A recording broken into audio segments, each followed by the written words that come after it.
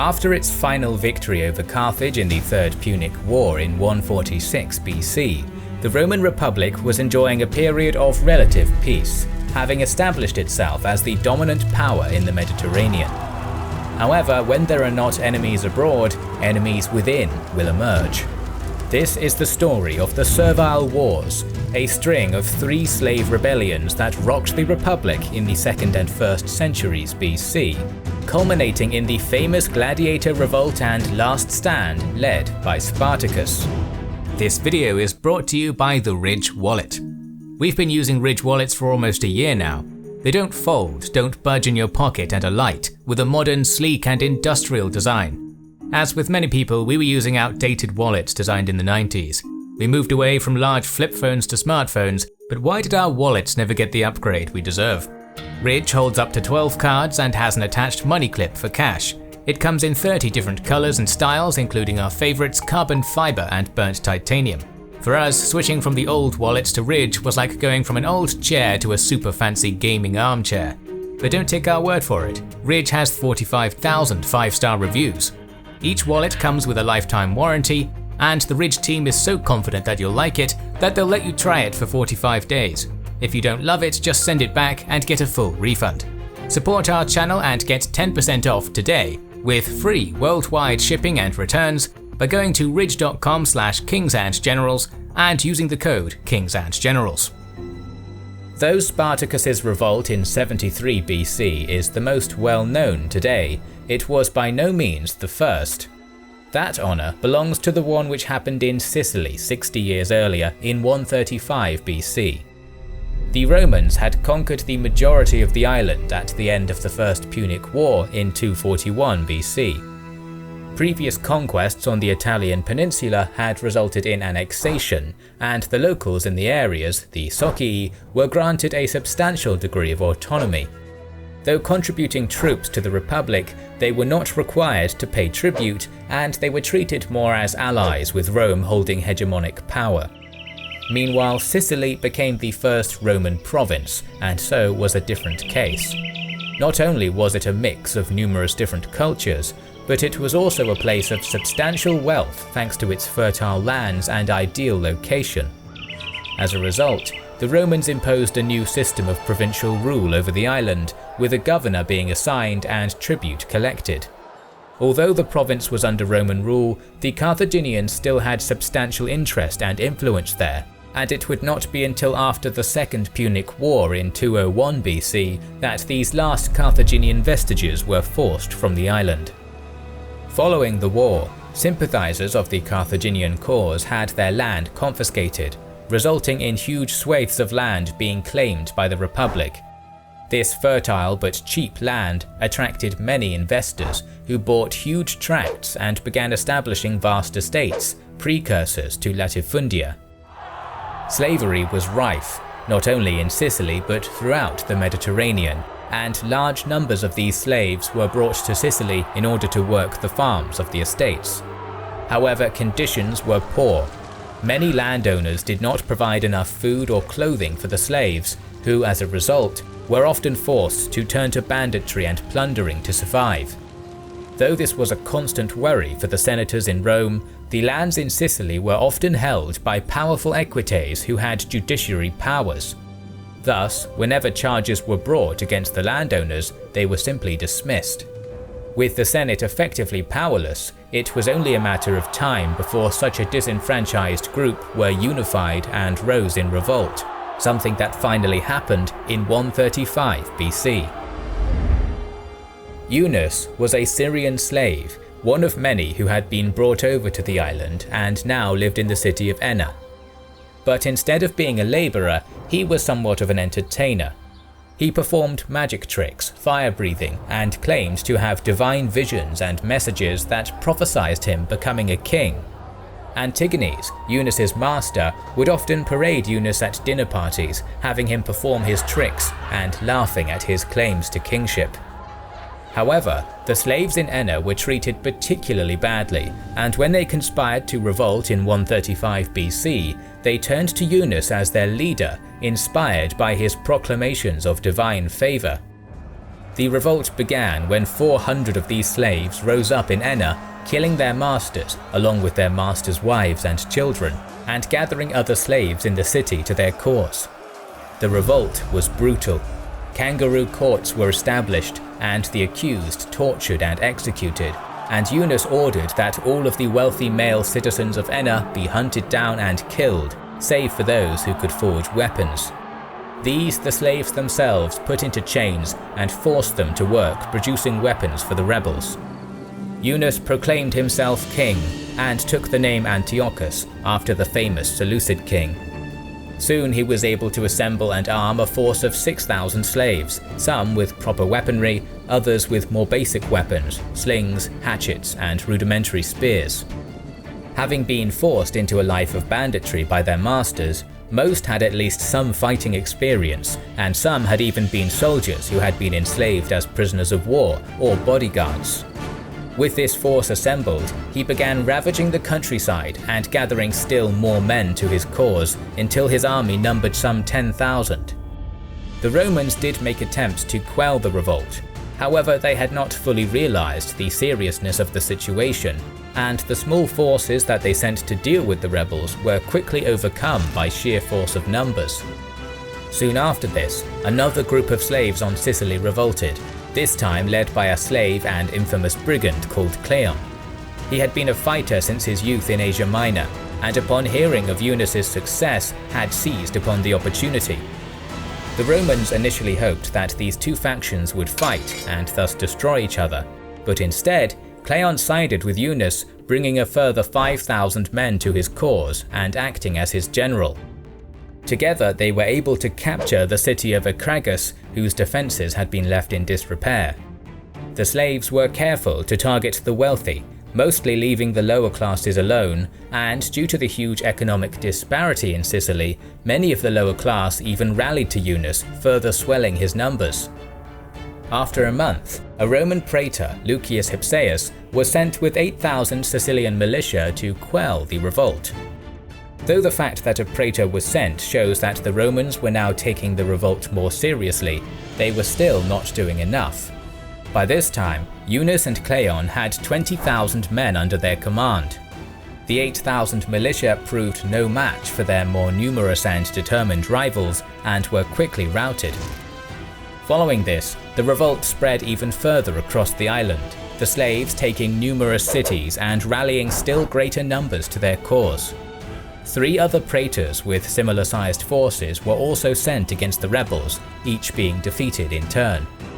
Their success inspired revolts in other parts of the Republic, small revolts rising in both Rome itself and Greece, although both of these were quickly crushed before they could develop. In 133 BC, the revolt in Sicily was still going strong though, the slaves' numbers now growing to as many as 60,000, controlling the majority of the island's key cities and even minting their own coins. But Rome now decided to act with force, sending an army headed by the consul, Lucius Piso. Under his command, the Romans were able to make their first significant gains, recapturing Morgantina, killing 8,000 slaves in the battle and crucifying those taken as prisoners. This would act as a turning point in the Romans' fortunes. The following year, another consul, Publius Rupilius, was also sent to the island. Rupilius began a ruthless campaign to finally quell the rebellion. He first besieged the city of Tauromenium, forcing the rebels inside to resort to cannibalism. Finally, a slave called Serapion betrayed the rebels, opening the gates to the Romans. The Romans stormed the city, and the slaves, starved and in no condition to fight, put up little resistance. Rupilius ordered that all the slaves be rounded up, tortured, and then thrown off a cliff. Following this, he marched to the rebels' de facto capital of Enna, where Cleon was stationed, and once again besieged the city. Realizing that he would soon face the same fate as those at Tauromenium, Cleon decided to sally out, preferring to die in battle than starve behind the city walls. He fought bravely, but was nonetheless cut down, his body displayed by Rupilius to those still defending the city walls. The rebels' morale broke at the sight, and once again they were betrayed, with the Romans seizing the city.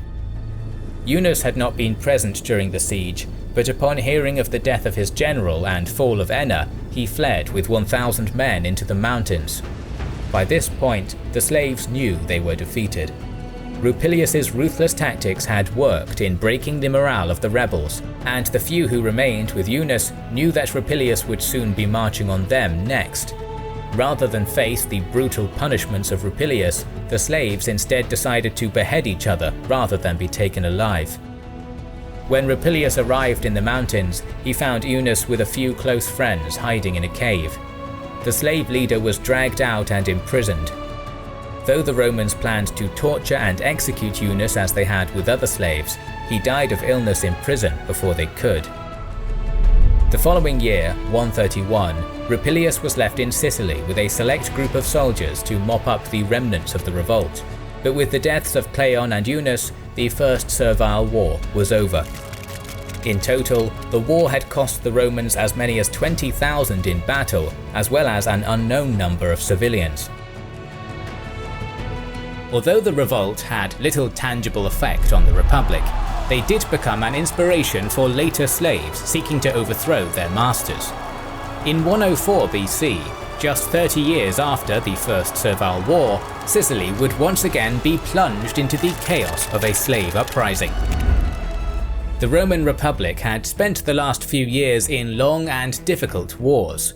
The Jugurthine War of 112 to 106 BC, and the ongoing Cimbrian War, which started in 113 BC.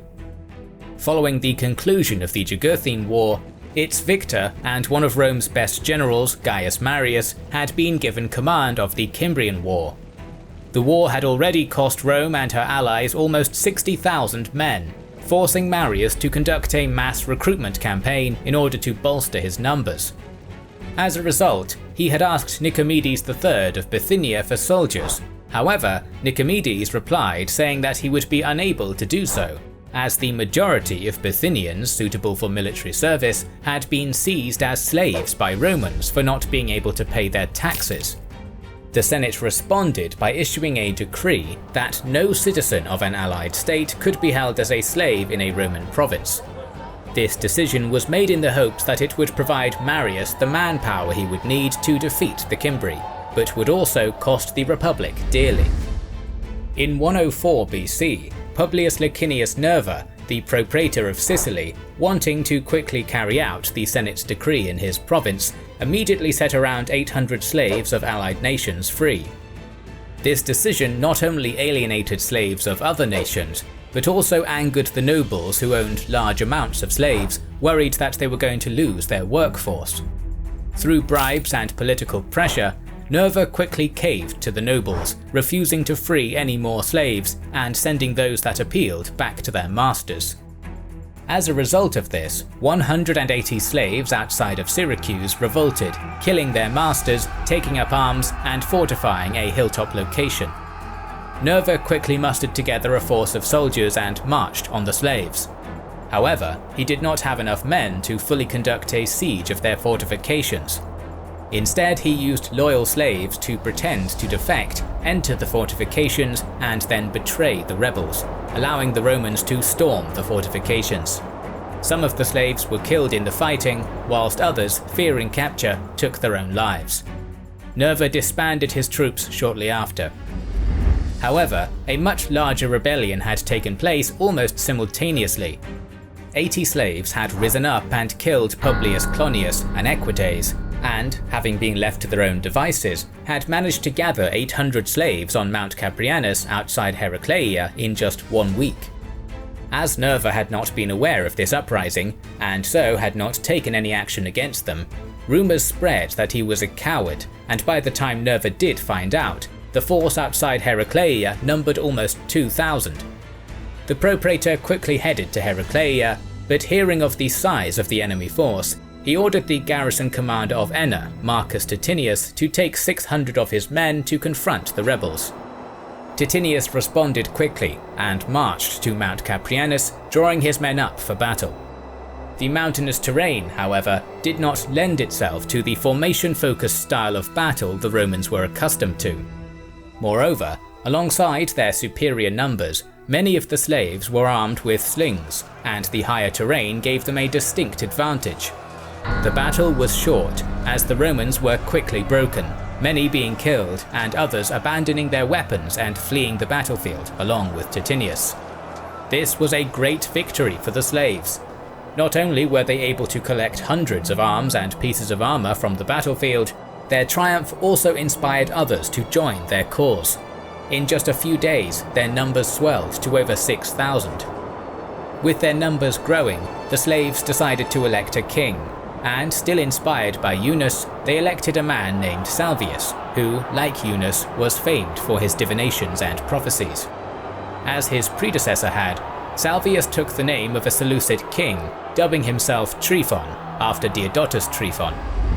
He immediately sent his force to pillage the countryside, seeking to attack the large estates and gather more slaves to his banner. Soon he was able to amass a force of 20,000 men, and even 2,000 horses that had been taken from the estates. He now felt confident enough to attack the cities of Sicily. He marched and besieged Morgantina. Nerva had not been idle. He too had been gathering together an army, amassing 10,000 allied Italian and Sicilian troops. This force assembled, he marched to Morgantina in order to relieve the city. Salvius had not expected such a quick reaction, and had focused the majority of his forces on the siege, leaving only a handful of slaves to guard the camp. Nerva was able to quickly seize the camp, killing the guards and seizing the booty and women that Salvius had left there, before heading to confront Salvius outside Morgantina. Not wanting to be caught between Nerva's army and the city's defenders, Salvius abandoned the siege, preferring to defeat Nerva first. His army took up position on a small hill en route from Nerva's location to the city, and prepared for battle. Nerva's force soon also arrived and formed up. Salvius was quick to seize the initiative, however, charging down the hill with his cavalry flanking the Roman force. It was a disaster for Nerva. His army, being taken aback by the impetus and ferocity of the charge, and with the slave cavalry bearing down on their flank, put up little resistance. When Salvius announced across the battlefield that any man who dropped his weapons would be spared, Nerva's army broke completely, many throwing down their arms and running. Only 600 of the Italians and Sicilians had been killed in the battle, but more than 4,000 had been taken prisoner, others fleeing with Nerva. This was an astounding victory for Salvius. Not only had he won the field, but his promise to spare any man who abandoned his weapons allowed him to fully arm his army. He once again turned to besieging Morgantina. The slaves inside the city had been promised their freedom if they would assist in the defense. However, Nerva once again made a disastrous decision, announcing that no more slaves would be freed until the revolt was contained. As a result, the slaves inside the city quickly betrayed the defenders, opening the gates and allowing Salvius to capture the city. Salvius was now effectively in control of the east of Sicily. Meanwhile, in the western part of the island, yet another revolt had started. A slave called Athenion had been inspired by both the First Servile War and Salvius's uprising, and had managed to build an army of over 10,000. Athenion was a man noted for his courage, and also professed to have prophetic powers, endearing slaves to his cause as Eunus had previously. He too was crowned a king, but unlike his predecessors and Salvius, Athenion did not accept every slave who wished to revolt into his army. Instead, he picked those who had experience of warfare, whilst using the others as workers in order to keep his force well fed and supplied. By doing this, he was able to create an almost paramilitary force, with which he began besieging the city of Lilybaeum. This proved too big a task, however, as Lilybaeum was a well-fortified city, and was easily able to resist the slaves until a relief force of Mauritanian auxiliaries relieved the city, forcing Athenion to retreat. Despite this setback for the slaves, the entire island was effectively now in chaos. The wealthy Roman citizens were forced to remain in the cities for their own safety, whilst the slaves and lower-class citizens rampaged across the countryside. Amongst this chaos, Salvius strengthened his position. He gathered his force, now totaling 30,000, outside the city of Triocala, and paralleling Eunus and Cleon, summoned Athenion.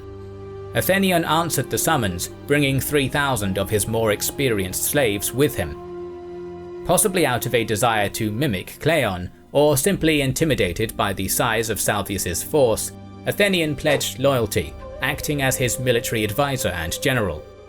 Together they captured Triacala, once again through the help of disgruntled slaves inside, and began fortifying the city.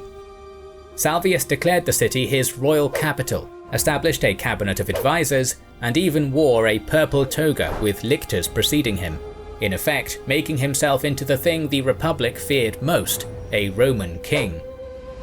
Nerva had proved himself incapable of handling the situation, and as a result, at the end of his term as praetor at the start of 103 BC, Lucius Licinius Lucullus, father of the famous Roman general of the same name, was sent to replace him.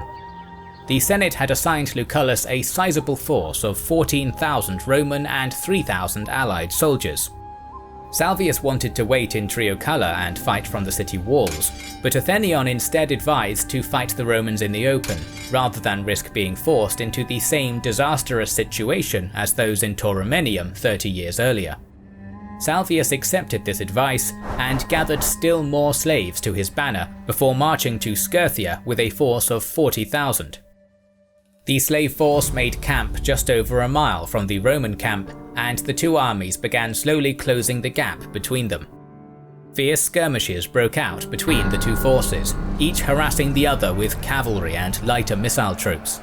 When the two main lines met, the fighting was furious, both sides suffering heavy casualties, and neither being able to gain the upper hand. However, on the flanks, Athenion was having much more success, winning his side of the battle and threatening the Roman centre. Just as it seemed the Romans would be surrounded though, Athenion was wounded and dragged from his horse. Believing that their general had been killed, the slaves broke and fled the battlefield. Salvius was unable to stop the rout, and knowing the battle was lost, also retreated. In this rout, many slaves were cut down by the Romans, and a total of 20,000 lay dead at the end of the day. However, Lucullus had failed to pursue them any further, and the other 20,000, including Salvius, were able to retreat to Triacala. Perhaps more importantly, Athenion too was able to escape the battlefield. After being wounded, he had pretended to lie dead and had then fled during the night to Triacala. It wasn't until 9 days later that Lucullus marched on and besieged Triacala. Though the slaves were disheartened by their defeat at Scirthea, they resolved to fight until the end. Lucullus attempted numerous assaults on the city, hoping to take it by force and so cut the head off the revolt. But the city's strong fortifications allowed the slaves to fend off every attempt, inflicting heavy casualties on the Romans. These victories only emboldened the slaves, and eventually Lucullus was forced to make camp outside the city, preparing for a siege. The Senate was not pleased. Seeing Lucullus's failure to capitalize on his initial victory at Scirthea and his failure to take Triacala as either the result of incompetence or corruption, they decided to replace him as praetor at the end of the year with Gaius Servilius. Lucullus was enraged by this decision, seeing it as an unfair betrayal by the Senate. As a result, when Servilius landed at the start of 102 BC to take command, Lucullus ordered his army to burn their camp, supplies, and siege constructions and then disbanded them. By doing this, he hoped to humiliate his successor by making sure he would not be able to make any significant advances in the war, and so dispel the charges of incompetency made against himself. The plan worked. Salvius died at some point during 102 BC of unknown causes, and Athenion succeeded him as overall leader of the revolt. Despite this setback, thanks to Lucullus's actions, Servilius was unable to coordinate a concentrated effort against him, and Athenion was able to rampage across Sicily, besieging and taking even more cities.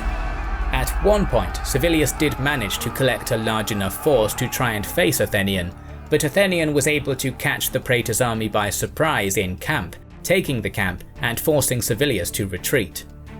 Despite Lucullus's initial success the year previously, by the end of 102 BC, the revolt was as strong as ever. Lucullus and Servilius were both charged by the Senate for incompetency and were exiled as a result. In 101 BC, Gaius Marius was once again elected consul, with Manius Aquilius as his colleague. Gaius Marius was Rome's greatest general at the time, and Manius Aquilius had fought alongside him in the Cimbrian Wars and was a trusted and veteran leader. The revolt in Sicily had now got to the point of threatening a famine in Rome, thus jeopardizing the ongoing war with the Cimbri. As a result, it was decided that Aquilius be sent with a full consular army, around 20,000 men including 2,500 cavalry, most likely diverted from the Cimbrian front, to crush the revolt once and for all. Aquilius immediately forced Athenion into a pitched battle.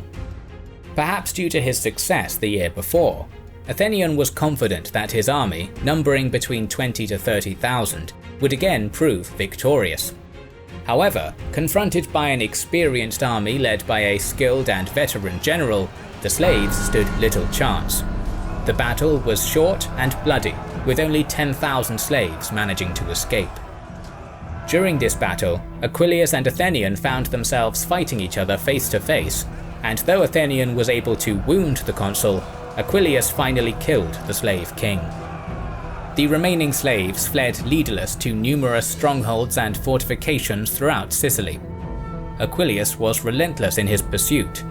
Each stronghold was besieged and the slaves inside starved into defeat.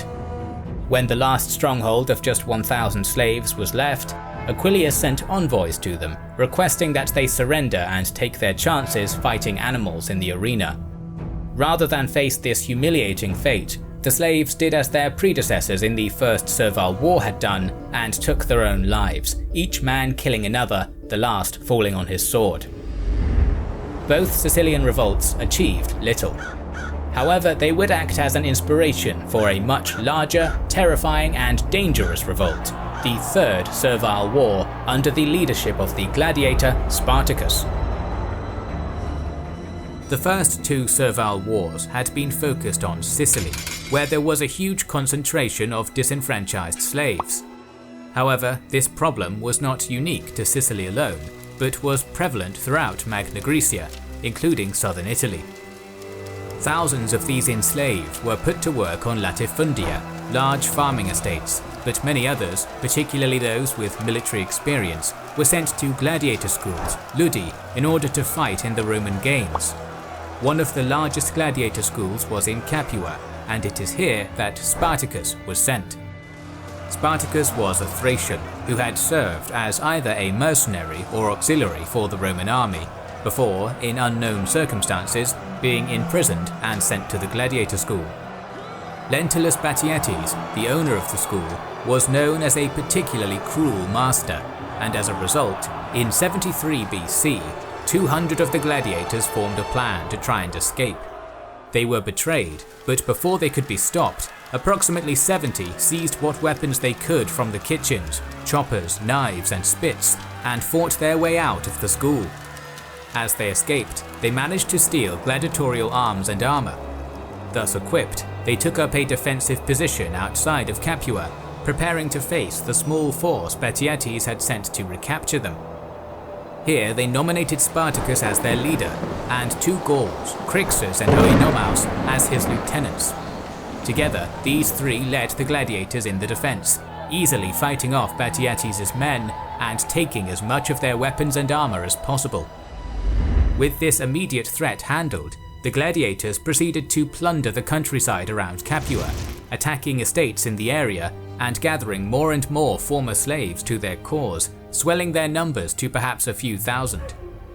They equipped as many of them with the captured arms as they could before retreating to a highly defensible position on Mount Vesuvius. As the revolt was happening in Campania, close to Rome itself, and with many lands in the area being owned by influential politicians, the Senate acted faster than they had in the previous Servile Wars. However, they were still seeing the event not as a full-blown revolt or start of a war, but more as a collection of simple bandits. As a result, when they took action, they only sent a praetor, Gaius Claudius Glaber, with 3,000 hastily assembled militia, as opposed to professional legionaries. Glaber was hesitant to attack a trained force in such a well-defended position, and so instead opted to block the only passage up the mountain, hoping to force Spartacus into surrendering. But the latter proved himself a cunning leader. Using the vines and trees in the area, Spartacus's force made long ladders and ropes, allowing them to climb down the steep sides of the mountain without being noticed. Quickly, they marched around the base of the mountain and fell upon Glaber's men from behind. Taken completely by surprise, Glaber's force was almost totally destroyed. Following this victory, even more flocked to Spartacus. He was a popular leader, providing as many of them as he could with captured weapons, and dividing the spoils of war equally among his force.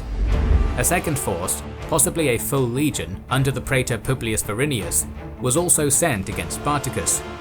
However, for some reason, Varinius had decided to split his force between two legates, Furius and Cosinius. Furius's force of 2,000 was forced to give battle and was quickly defeated, while Cosinius, leading his men to reinforce Furius, was caught encamped by a river and slaughtered, with the praetor only just escaping with his life. After these successes, Spartacus's numbers grew to almost 70,000, with the captured Roman camps providing still more equipment for his growing army. With his force now considerably larger, Spartacus felt confident enough to spend the remainder of the year raiding southern Italy, including Nola, Nuceria, Thurii, and Metapontum.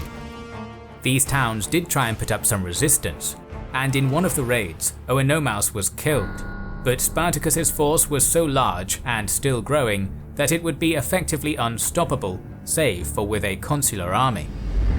Alarmed by Spartacus's success against the praetors and his proximity to Rome, the Senate did indeed decide to send both their consuls, Lucius Gellius Publicola and Gnaeus Lentulus Claudianus, with consular armies, 20,000 men each, to handle what the Romans finally realized was a large and organized revolt. The fact that both the consuls were sent against Spartacus shows just how fearful the Senate was of Spartacus. Even at the very height of the previous Servile Wars, only one consul had been sent. At the start of 72 BC, these two armies set out to finally crush the uprising. The events of this year are vague and not well documented, but there seems to have been some division between Crixus and Spartacus. Crixus appears to have wanted to remain in southern Italy, raiding the country and hopefully gathering more men to the cause, while Spartacus was intent to push north, possibly through Cisalpine Gaul to freedom. As a result, the army became split, with 30,000 staying with Crixus in the south, the rest, possibly 60,000, heading north with Spartacus. This divide would prove to be the first major setback for the former slaves. Publicola was able to catch Crixus's army and forced it to give battle near Mount Garganus. They had proved themselves a formidable force, but without the leadership of Spartacus, a consular army was too much for Crixus to handle. Though he and his men fought hard and bravely, they were destroyed by the Romans, with 20,000, including Crixus, losing their lives, and the remainder fleeing to the countryside. Spartacus continued his march north, but his road was blocked by Claudianus.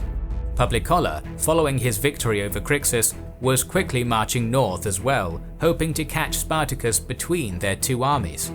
Spartacus knew that being caught between two consular armies on either side would spell disaster, and so determined to defeat them in detail. First, he turned his attention to the most immediate threat, Claudianus. Despite having a full consular army, it seems Claudianus had underestimated just how many men Spartacus would have with him, probably assuming that his numbers would be similar to Crixus. Rather than delaying until Publicola could assist him, Claudianus gave battle, and a combination of numbers and Spartacus's leadership resulted in a comprehensive victory for the rebel troops. Capitalizing on this victory, Spartacus quickly marched to face Publicola before word of his colleague's defeat could reach him. Publicola too was quickly defeated, both consular armies retreating to Rome to regroup.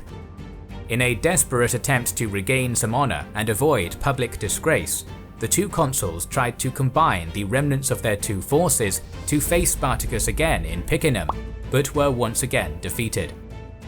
Spartacus's victory over 2 consuls brought even more followers to his banner, giving him perhaps as many as 120,000, including civilians. He briefly considered marching on Rome itself, but quickly realized that, despite his numbers, his army did not have the engineering skills needed to take a city with such formidable defences. Instead, not wishing to be caught in winter in the north of Italy, Spartacus again headed south, spending the winter raiding the country and trading plunder with merchants in exchange for even more weapons and armour. It was now the 3rd year of the war. So far, despite a few setbacks, Spartacus had the best of the fighting, defeating praetors and consuls in the field.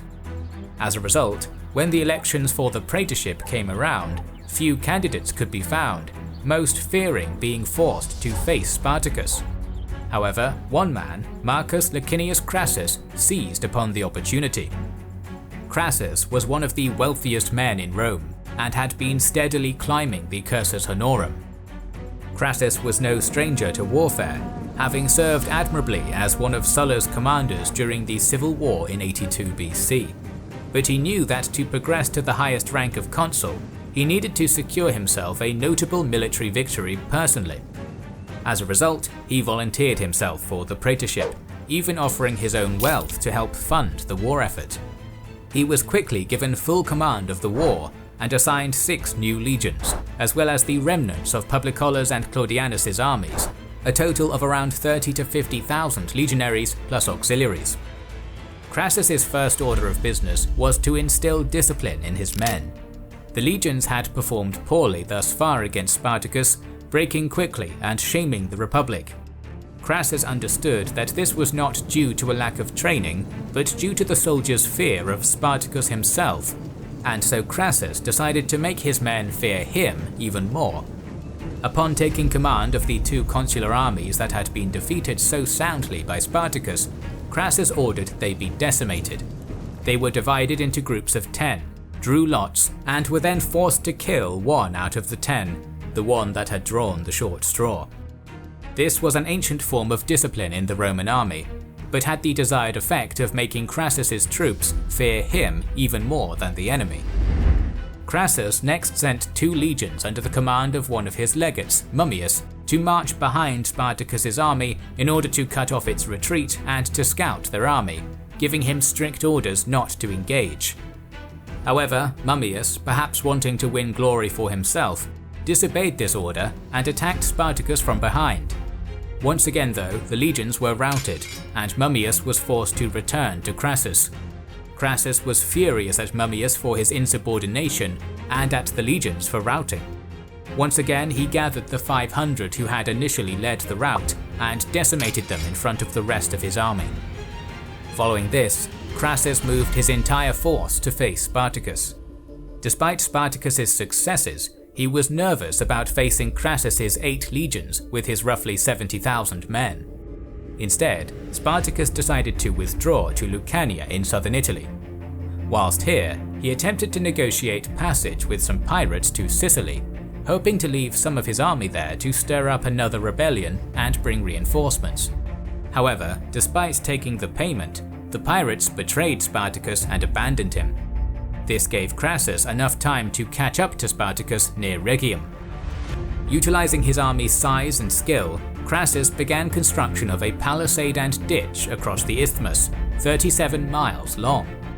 Spartacus's force kept harassing the workers, but that had little effect, and Spartacus was still apprehensive about facing Crassus's full force head-on. The fortifications were soon complete. Spartacus found himself trapped and running short on provisions.